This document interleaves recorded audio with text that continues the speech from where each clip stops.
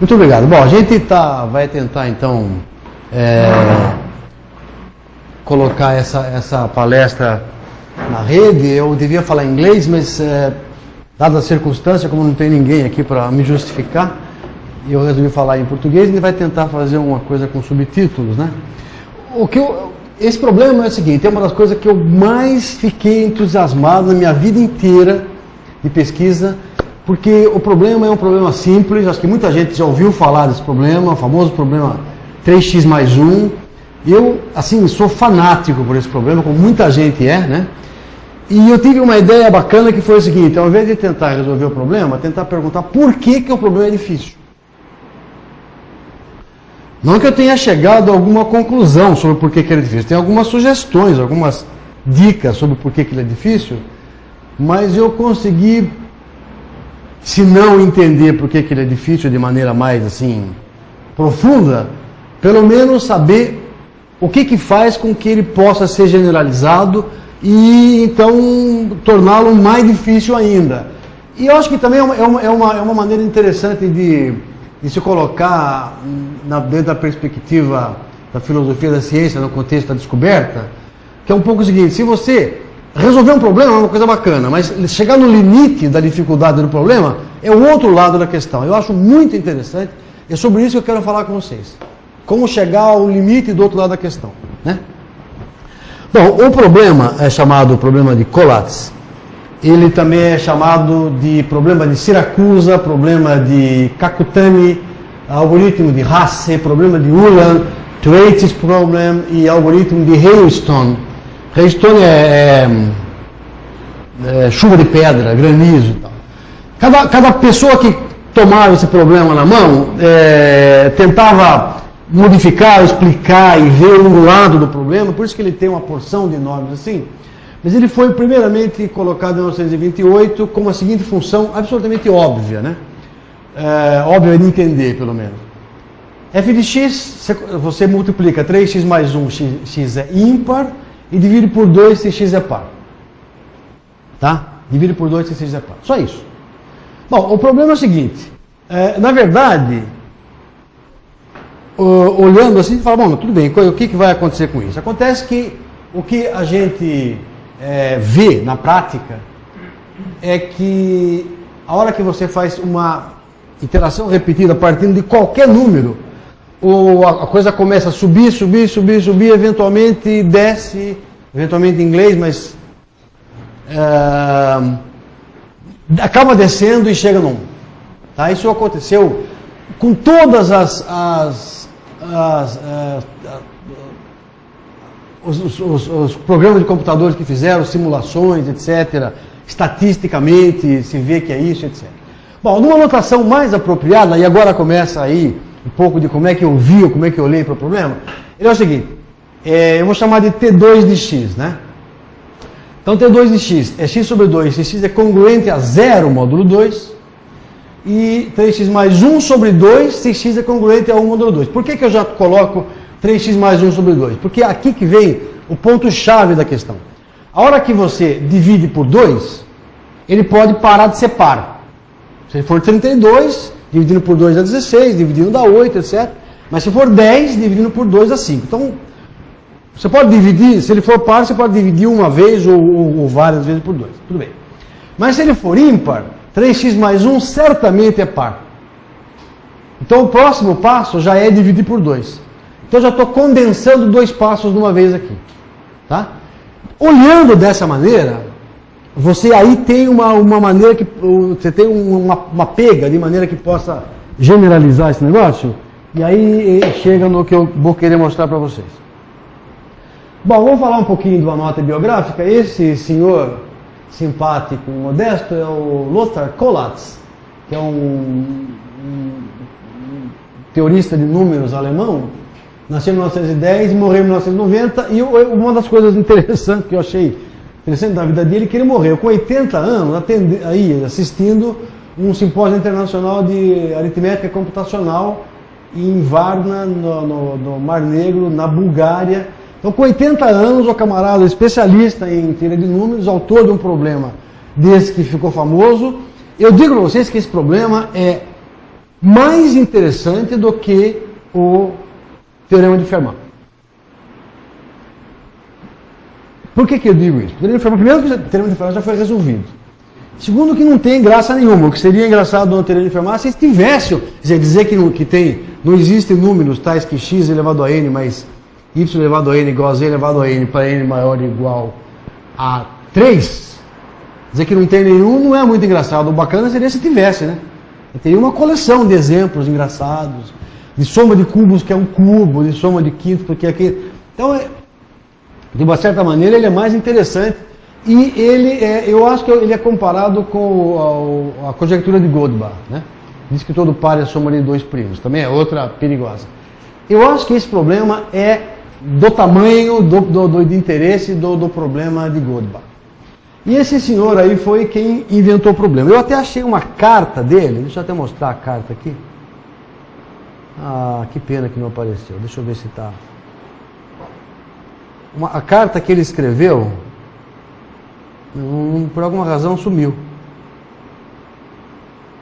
Por alguma razão sumiu. Só estou preocupado agora que tenha sumido mais alguma coisa.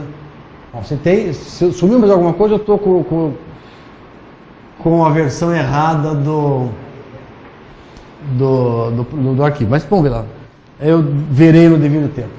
Bom, o exemplo de um ciclo, por exemplo, 7 é um ciclo interessante. 7 é ímpar, então 3 vezes 7 é 21, e 1, 22, divide por 2 dá 11. 11, 3 vezes 3 e 1, 34, dividido por 2 dá 17, etc, etc. Vocês são todos, tem um QI muito avançado, pode fazer essa conta melhor que eu. O engraçado é que chega no 1 sempre. Bom, muito bem. A conjectura, essa conjectura é chamada conjectura de Collatz, prega o seguinte, que se qualquer conjectura que começar num número não nulo, pode ser positivo ou negativo, ela vai terminar num dos seguintes 4 ciclos. 1, 2, menos 1, menos 7, menos 5, menos 7, menos 10, nesse grande ciclo aqui. Bom, o que significa terminar esse ciclo? Por exemplo, o ciclo 1, o que significa esse ciclo 1, 2? É que se eu começar com 1 é ímpar, então 3 vezes 1, 3. Mais 1, 4, sobre 2, 2. 2 dividido por 2 dá 1. Esse é um ciclo. Tá? O negativo, o menos 1 vai ficar o seguinte, menos 1 vezes 3 é menos 3, mais 1 é menos 2, dividido por 2 menos 1. Então menos 1 não sai dali. Né? O menos 5 chega no menos 10 e volta aqui, e o menos 17 aqui. Mas olha que coisa absurda, né? Quer dizer, de onde que vem esse ciclo com menos 17 desse tamanho aqui? O engraçado, o que chama mais a atenção das pessoas, dos novatos nessa brincadeira aí, é que se você restringe para os números positivos, o único ciclo é 1, 2. Tá? O único ciclo é 1, 2. Bom. Sim. Por exemplo, o exemplo de cima significa que ele terminou no ciclo 2. Exato. Ele faz assim. Ele pode fazer o que ele quiser, mas ele vai acabar terminando no ciclo. Então ele vai fazer o seguinte. Você pode pensar, o desenho seria isso aqui. Sei lá, ele chega no 7, vai para o 11, 13 e tal, faz isso aqui, chega uma hora ele fica fazendo isso. Não sai daqui mais. Tá? Ele termina no ciclo 1, 2. Bom. Por exemplo, para n igual a 27, ele leva 111 passos, subindo até 9.232, até para chegar no 1. Você imagina o seguinte, ninguém sabe nada sobre esse problema, ninguém sabe se é verdade que todos... Vamos pegar os positivos, só para ficar mais simples a discussão. Ninguém sabe se é verdade que todos têm o ciclo 2.1, terminam o ciclo 2.1. Ninguém sabe se os ciclos sobem, se tem uma lei de formação do tamanho do ciclo. Ninguém sabe a relação do tamanho do ciclo com a entrada. Ninguém sabe nada. Nada. O problema é tremendo por uma razão muito simples. Você não tem estrutura. Você não tem onde pegar o problema. Você não tem nada para pegar. Você não tem área, volume, integrais, limites, você não tem infinito. Você não tem nada que nós tenhamos inventado. Basicamente, se é que o Kronecker tem a razão, Deus inventou os naturais, é problema dele. É ele que sabe sobre isso, nós não sabemos. Nós sabemos do infinito, Aleph 1 e tal, nós sabemos de um monte de coisa que nós inventamos e conseguimos botar, mas aí não sabemos nada, não tem onde começar essa história. Bom,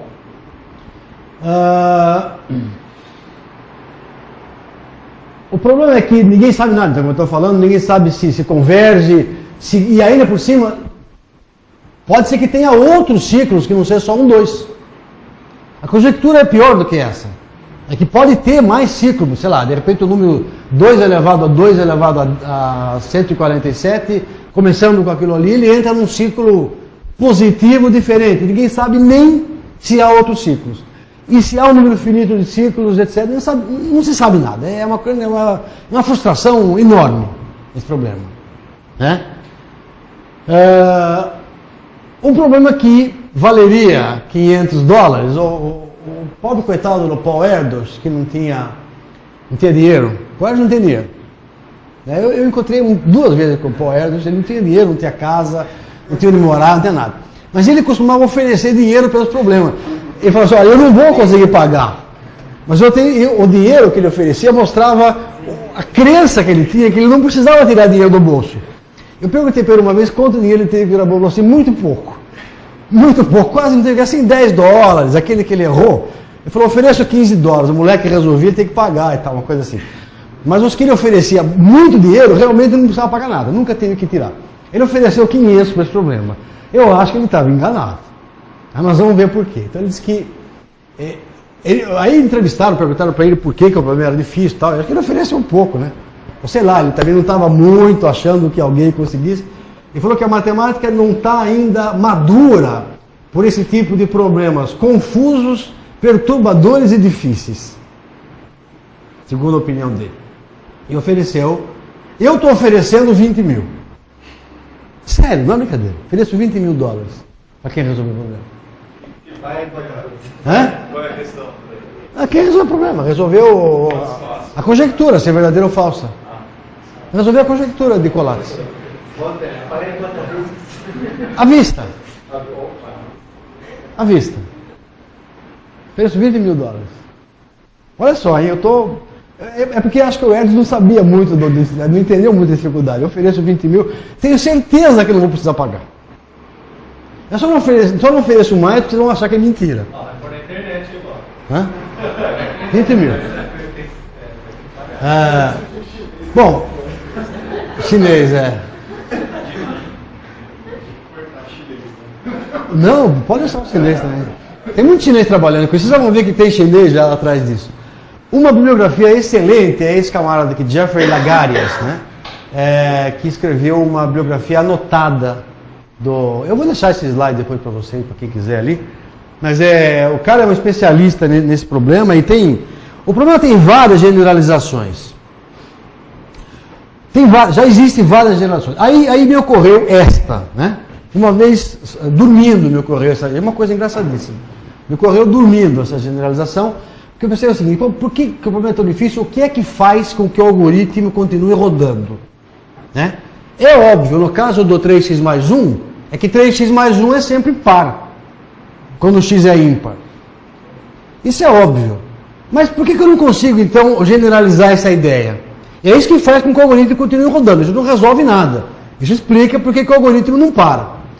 Então é o seguinte, eu pensei numa coisa que é chamada de equilíbrio de paridade. E pensei o seguinte, o problema é só esticar um pouquinho a congruência e verificar o que vai acontecer. Por exemplo, a generalização então fica o seguinte, eu vou dividir por D, se x é congruente a 0 módulo D, e vou pegar, assim como eu pego era 3x mais 1, quando a congruência é 2, eu vou pegar D mais 1x, mais D menos I. E agora aqui que entra o truque. O que é esse D menos I sobre D? Aqui tem um exemplo aqui. Por exemplo, vamos pegar o caso 3. Então eu vou dividir por 3. Se ele é na forma 3n, quer dizer, congruente a 0 módulo 3, vou tomar 4x mais 2 dividido por 3. Se ele é da forma 3n mais 1. Então, aqui que entra o equilíbrio da paridade. Esse foi o único ponto interessante que resolveu tudo a história aqui. O 2 com 1... soma 3. o 1 com o 2 soma 3. Esse é o núcleo da questão. Com isso, você consegue fazer com que o algoritmo não fique sempre rodando. Tá? Muito bem. Com essa ideia simples aqui, eu pensei nisso aqui e falei, bom, mas isso, alguém deve ter pensado nisso, não é possível, né? E aí, dormindo, dia seguinte eu escrevi, levantei, tomei café, escrevi, negócio. Fiz umas contas, falei, não é que o negócio funciona, não.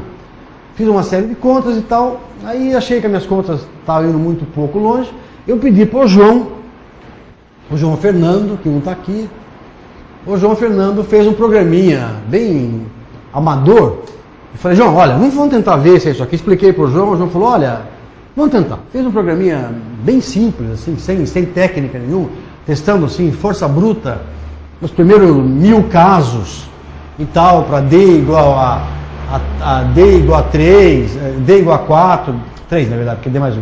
D igual a 3, D igual a 5, 6, 7 e tal. E verificou, mas falou, olha, parece que o negócio funciona. Aí eu me animei e escrevi para um camarada, mais um exemplo interessante aí, ó, só para você ver, antes de eu falar o que vai acontecer, qual foi meu próximo passo aí, só para verificar a tal da ideia da paridade. Então, por exemplo, aqui no caso aqui o D é igual a 4, então vai para 5, né? Eu divido por 4, se ele é da forma congruente a 0 módulo 4. Se ele é da classe 1, eu somo 3. Se ele é da classe 2, eu somo 2. Se ele é da classe 1, eu somo 3. Acabou a história aí. Com isso aqui, aí é fácil demonstrar que sempre, num próximo passo, eu restabeleço a paridade, no caso, não é paridade, mas eu restabeleço a classe de congruência que eu quero. Eu restabeleço a classe de congruência congruente a 0 módulo 4, nesse caso aqui. Cada caso desses eu restabeleço a congruência e o algoritmo não para. É isso que eu queria, que o algoritmo não parasse. Porque se ele para, acaba a brincadeira. Eu quero que ele não pare e que ele entre no ciclo. Foi exatamente isso que aconteceu. E é claro que é uma generalização, porque D igual a 2 me volta a dar o problema anterior. Bom. Você viu aí que na realidade tomando D maior que 2 tem is no meio, digamos. No caso do D igual a 2 muito pequeno. Né? Exato. Por isso. É exatamente essa observação do Marcelo que eu acho que é legal e que eu gostaria de falar aqui sobre como isso que é o ponto que me interessa aqui, né? Como é que a gente generaliza uma coisa? Em algum momento eu gostaria de escrever um livro sobre isso. Como é que a gente generaliza uma ideia? Exatamente isso. No caso do D igual a 2, é tão pequeno, apertado o espaço, que você não nota o que está acontecendo ali. Você tem que expandir um pouquinho, dar um pouco de espaço lógico, ou espaço matemático, para você conseguir ver isso aí. Essa ideia do espaço lógico e do espaço matemático foi que eu escrevi num artigo, que vai sair naquela coletânea do Jean-Yves, lá, explicando por que eu acho que o Paul Bernays foi o fundador das lógicas multivalentes. E não foi ninguém mais, não foi o Kashevich, não foi ninguém, foi ele. Na minha opinião, defendo essa ideia lá. Porque ele foi o primeiro camarada que generalizou, não por generalizar, para ser bonitinho, para tentar resolver um problema filosófico, nada. Ele generalizou pela mesma razão que as geometrias não euclidianas foram generalizadas, para aumentar o espaço geométrico. Tinha mais modelos. E aí dá para fazer mais contas. Não é uma coisa ad hoc. Vamos tomar... quando as pessoas... Beltrame e tal,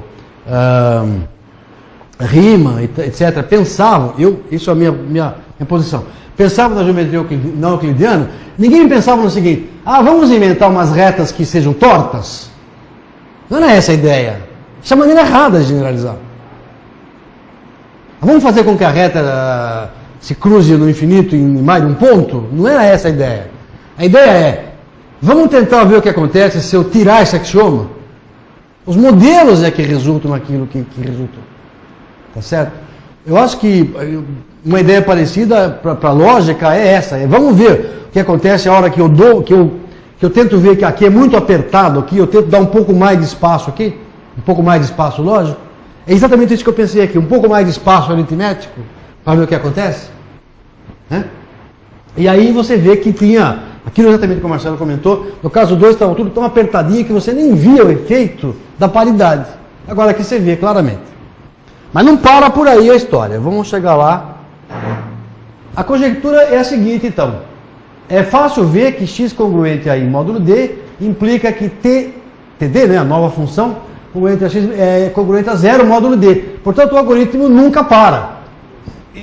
Apesar de que ele pode entrar no loop. Entrar no loop também significa que ele não para, só que ele fica no loop, só isso. Então a conjectura é que essa sequência aqui, x, td de x ao quadrado, quer dizer, iterando a função para cada d, sempre, né, em inglês eventualmente, entra num ciclo para o K finito e há um número finito de ciclos. Essa é a conjectura. Parece razoável. Então aí eu escrevi para um cara que é especialista, que é esse camarada aqui, Case Matthews, de Brisbane, na Austrália. Até se eu for agora para a Austrália, eu vou encontrar com ele, porque o cara ficou entusiasmado com esse negócio. Ele escreveu um programa numa linguagem chamada Calc, que não é nem uma linguagem, é um pacote formidável de questões de congruência em teoria de números e tal, de uma coisa para profissionais. Não é um negócio... Se eu conseguisse que esse negócio aqui... Vamos ver se ele... Não está ligado na internet, né? Devia estar, mas não sei por que não está. É só conectar com a rede. E onde está esse cabo? Aqui na... Aqui, o nosso assistente de direção. Ah lá, já então foi. Ó. Tá ligado, ó. Só vai abrir o browser. Bom, vai abrir o browser, né?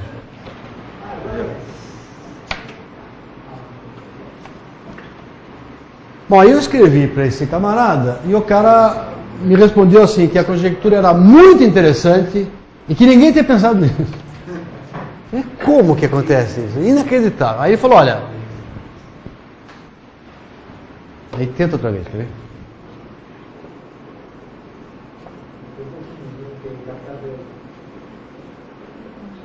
ver? Demora um pouco.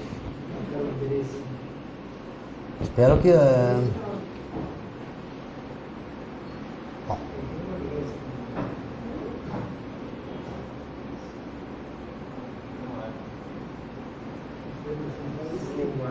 Tem um monte aqui, é a AppCli, vamos ver.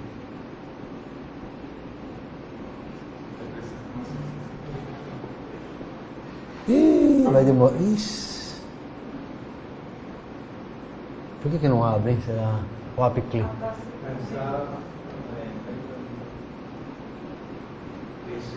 Tem senha, mas ele nem sequer pede a senha, já não...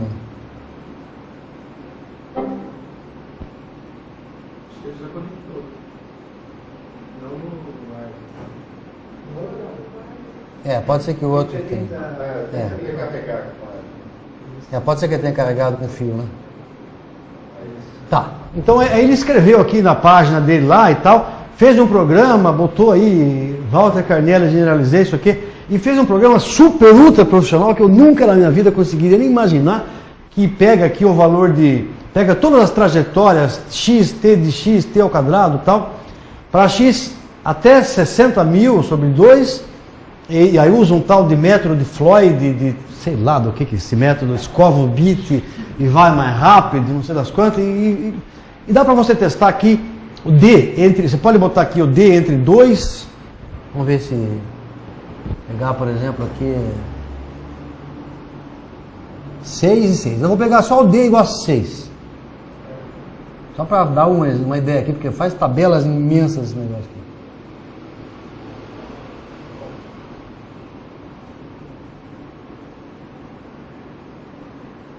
Então ele achou aqui, 23, o ciclo tem tamanho 12, e tem 2 ciclos. Ele acha o tamanho do ciclo e tal, faz uma porção de conta aí. Depois ele tem aí uma lista, nós geramos aí uma listagem com, sei lá, 30 páginas das coisas mais interessantes, etc. Mas então, o programa dele não achou nenhum caso que fura a conjectura. Isso que é engraçado, eu acho engraçado esse negócio. E mais ainda, aconteceu mais ainda. Vamos ver se ele consegue me deixar voltar para lá, né?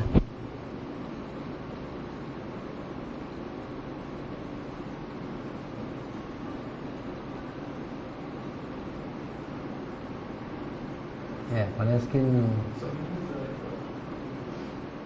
não, tem que fazer a apresentação do slide para ele. Você acha que... Estava aí, perfeito, estava atrás. Então, aí ele achou bacana, o negócio é que ele aplicou esse modo de olhar a generalização para uma outra generalização de um chinês aqui de Nanquim, Universidade de Nanquim. Então, os chineses já estão atrás disso há muito tempo. Esse Liu Pei tinha mandado para ele também uma outra generalização de uma outra maneira que nem sei o que é, uma outra coisa, também está na página dele aí, mas não tinha nada a ver com essa história da paridade de congruência módulo. E ele aplicou, o Case Matthews aplicou essa ideia na conjectura do Liu Pei e também expandiu a conjectura do Liu Pei. Então ele ficou realmente, falou, poxa, esse negócio realmente interessante. E tive agora, mantenho uma correspondência com ele aí, e em algum momento eu vou até escrever um artigo com ele, só que considerando que ele sabe muito sobre o assunto, eu só sei isso, né? Por que será que esse negócio agora não está indo, hein?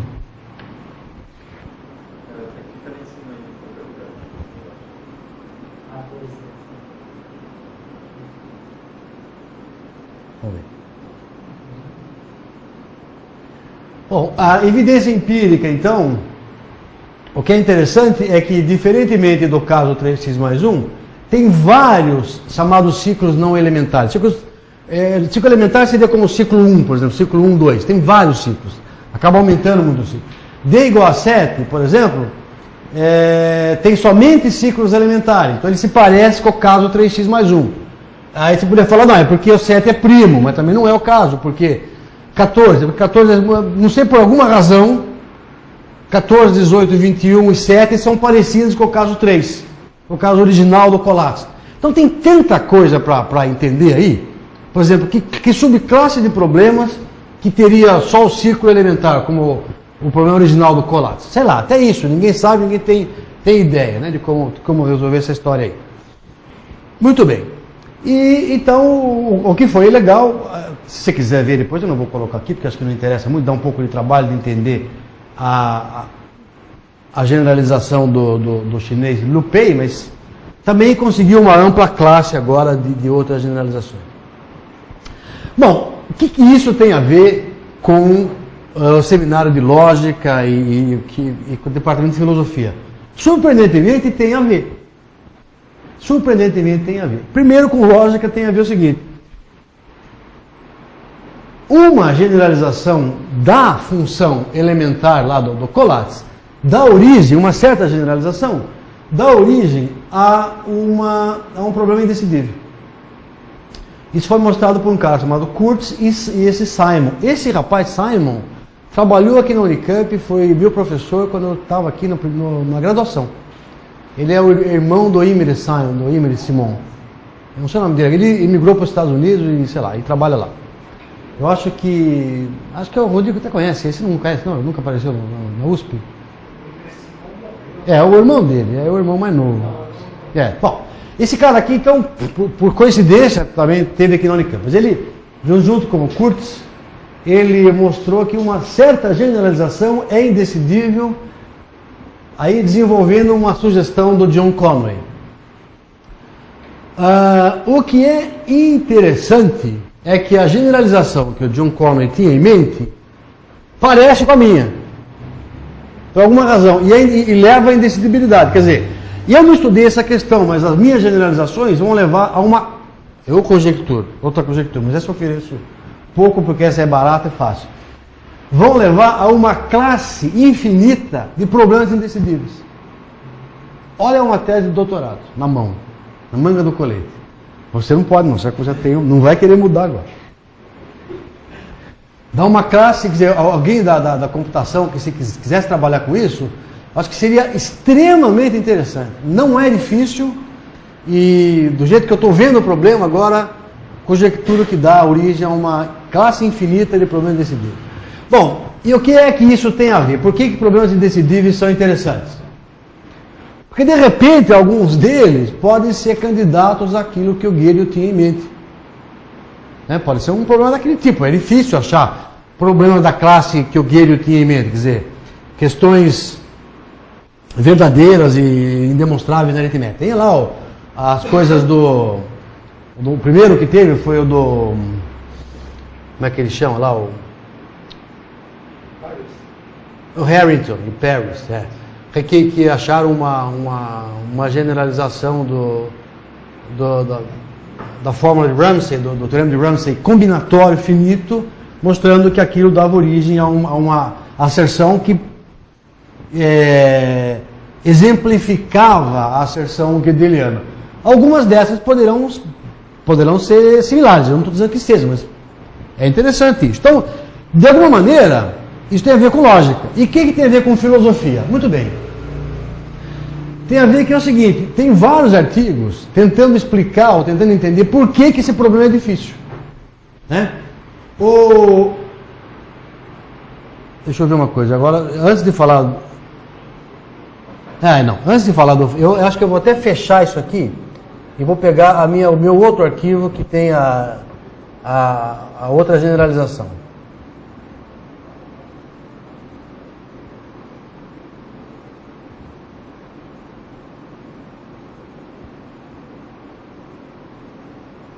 Eu peguei o arquivo errado.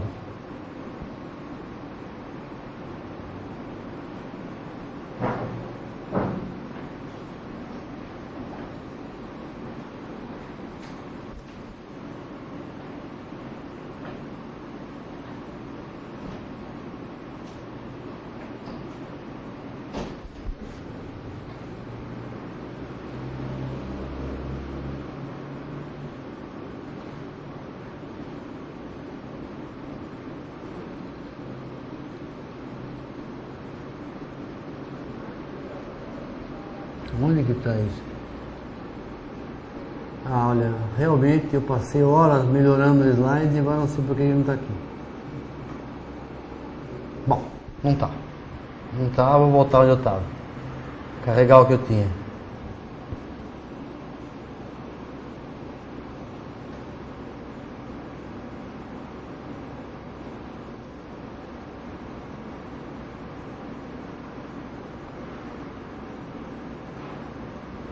É uma pena, porque meus outros slides tinha a nova generalização. A nova generalização é o seguinte.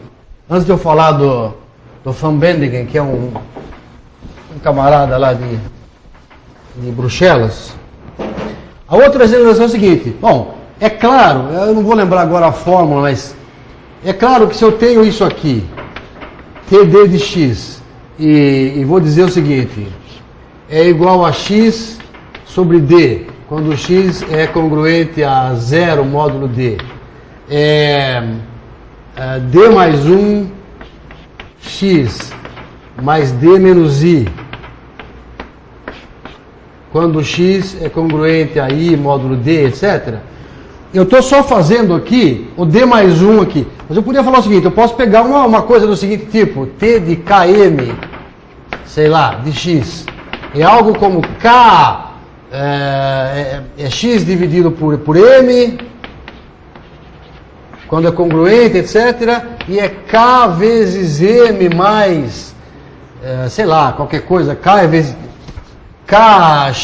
mais m vezes d menos i, m menos i, alguma coisa qualquer que eu não me lembro exatamente agora. Mas aí então eu fiz a super ultra generalização, o que seria o máximo da generalização do negócio.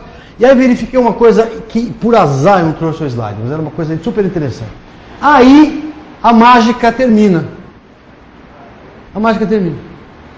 Um caso, pelo menos, desse aqui, um caso desse daí, logo no começo, o caso 6, 3, não sei quanto, ele só tem pontos divergentes. E aí eu mostrei isso também para o Case Mato e ele falou, outra coisa interessantíssima. Por que termina? Ele falou, olha... Vamos pensar numa generalização disso aí, levando em conta sistemas dinâmicos e teoria ergódica.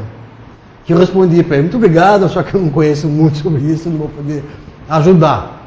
Ele disse, não, mas eu e meu parceiro sabemos. Então, sei lá, eu realmente não me sinto em condição de aplicar a teoria ergódica nesse negócio.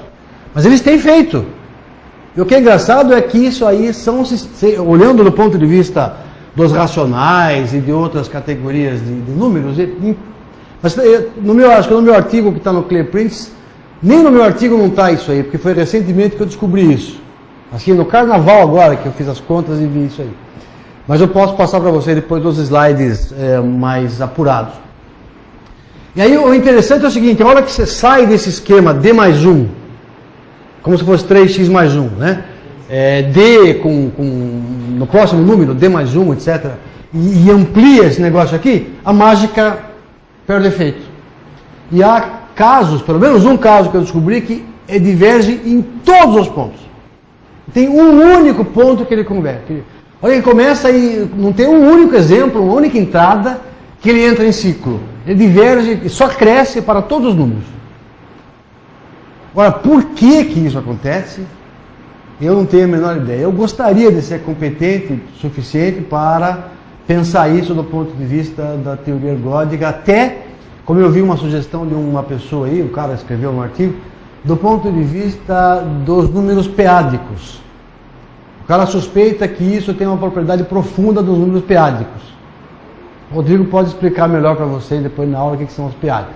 P-ádicos são sequências infinitas de... Como se fosse... O que é? Quando você escreve um número na base 2, por exemplo, é uma sequência finita. É 2 elevado... sei lá... K vezes 2 elevado a n, mais K', 2 elevado a n menos 1, etc., onde K, K', etc., são 0, 1.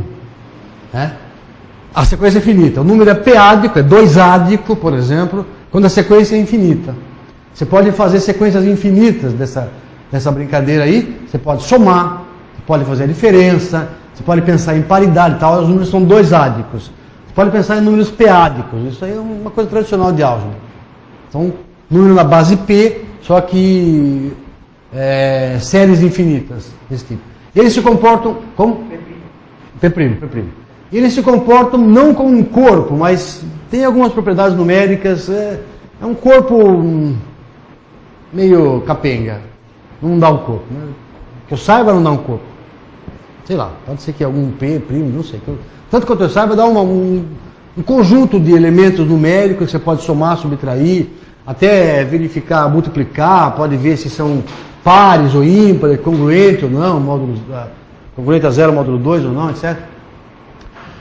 Mas o interessante dessa história, então, é o seguinte, é muito curioso que a hora que você aumente a generalização, a hora que você expanda a generalização no máximo, tá? A brincadeira termina, a mágica vai embora e começa a ter pelo menos um caso divergente. Deve ter infinitos casos divergentes.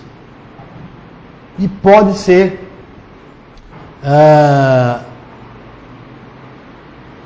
muito bem, e aí pode se aplicar sobre isso algumas questões de probabilidade mais sofisticada, teoria ergódica, sistema dinâmicos, etc. Até o próprio Lagarias falou um momento que até teoria de topos podia ser aplicada com isso. Ele disse, porque o problema é o seguinte, aí perguntaram para ele por quê, ele falou, bom, porque é possível você pensar em topos que não vale a soma da escolha. Então, milhões de propriedades desse tipo de coisa não vai valer e você vai ter um algoritmo diferente, etc. Bom, aí as pessoas começam a ir no limite da sua...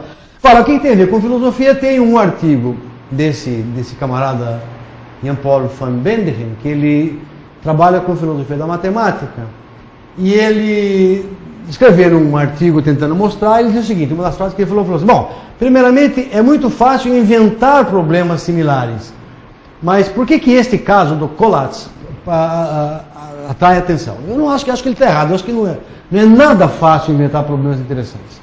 Não é nada fácil, é extremamente difícil.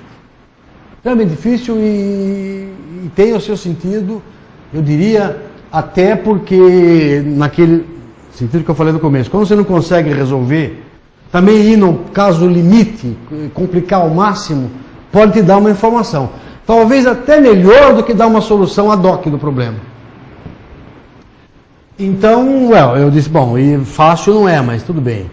Aí, e o Van Benderen termina o PPD dizendo o seguinte, que existe uma forma de filosofia que emerge da prática matemática, que é produzida pelos próprios matemáticos, e segundo ele, os filósofos que explicam a matemática tendem quando estou falando aqui da filosofia da matemática, né?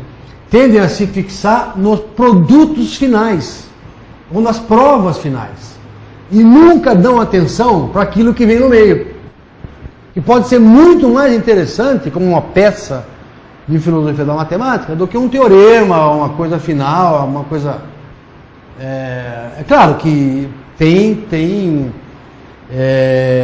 exceções a isso. O Georg Polya, aquele livro dele famoso, How to Solve It, ele tentou mostrar um exemplo de um problema, né?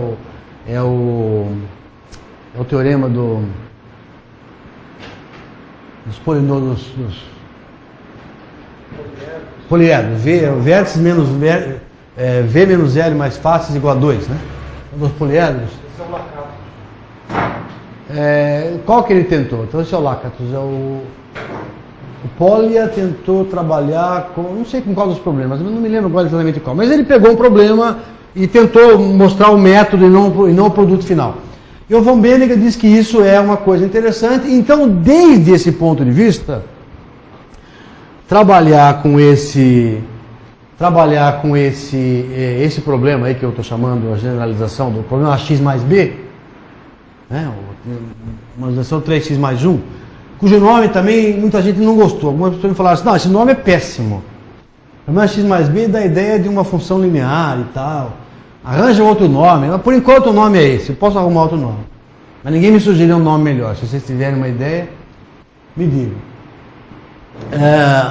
Estava dizendo então que trabalhar com esse tipo de problema é uma coisa, me parece muito interessante do ponto de vista da filosofia da matemática. E aí a outra coisa interessante é que foi feito aqui, né? Foi casalinga, como diz o italiano. Foi feito em casa aqui, a generalização do problema. Então a gente pode conversar com quem pensou no problema, com quem trabalhou no problema, etc. Eu tinha preparado uma bibliografia muito melhor, mas agora, como o slide não gravou, sei lá o quê, eu fiquei com uma bibliografia básica aqui. Mas o interessante é que tem este artigo do Mark Chamberlain, aquele do Lagarias, que eu já falei, que está online também. O Joe Conway trabalhou com esse problema, esta da questão da indecidibilidade, que trabalhou o Simon, o Case Matthews, e com um outro cara, um outro colega dele que eu não me lembro agora, mas também não citei o nome. Ele foi o primeiro cara, esse cara que eu escrevi de Brisbane, que é um senhor já de quase 70 anos, ele foi o primeiro cara que pegou esse problema e olhou do ponto de vista da teoria ergódica. Então ele tem 2 papers muito interessantes, no caso naquele Acta Aritmética, onde ele desenvolve uma porção de coisas. Ele mandou os papers e tal, me pediu que eu lesse, discutisse uma conjectura. É difícil ler. Difícil ler porque ele olha de um outro ponto de vista. Mas a maneira que ele olha é tão interessante que aproxima de fato isso aqui, esse tipo de problema simples como de coisas da lógica, de indecidibilidade, até daquele tipo de problema que o Doria trabalhou, que era eu não me lembro agora o nome do problema, mas era um exemplo de um problema de indecidibilidade que usava o contínuo. Algo tipo Gödeliano, que usava o contínuo. Tinha a ver com o sistema dinâmico. Ele depois aplicou na economia e tal, não sei se vocês conhecem esse artigo.